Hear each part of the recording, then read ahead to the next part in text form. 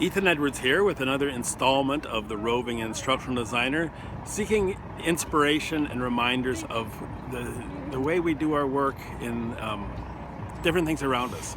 So here I am in San Francisco. I just got off a wonderful tour of the USS Midway, a decommissioned aircraft carrier. If you haven't ever been on this tour, it really is something worth doing if you find yourself here.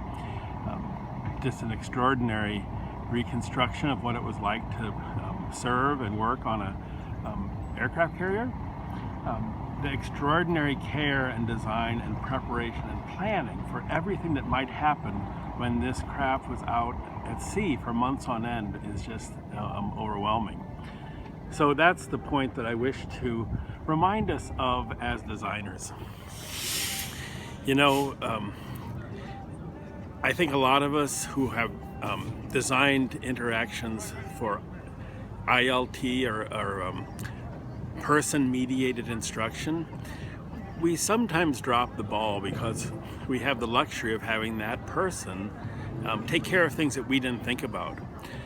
When we turn to true asynchronous e-learning, our job is nearly as challenging as it is for the designers of this aircraft, because we have to think about everything that might happen, particularly everything that might go wrong. You know, just like they had to have a machine shop to create pieces, they had to have enough food, they had to have storage, they have all the things that you know, think about. I mean, the medical ward was just really impressive. Similarly, we need to have in our interactions, in our e-learning, everything that a learner would need to have at their disposal at any time during that sequence. I think too often, especially when we are sort of doing a linear storyboarding approach to design, we just sort of plan out the perfect path and think, okay, I've accomplished what I need to do, and then we sort of go back and do a slipshod job of putting in negative feedback, when in truth we need to be concentrated on what are those things that might go wrong and figure it out. So really our job is understanding the mistakes that people are going to make. Every possible one, we need to account for that and then have a routine to fix it.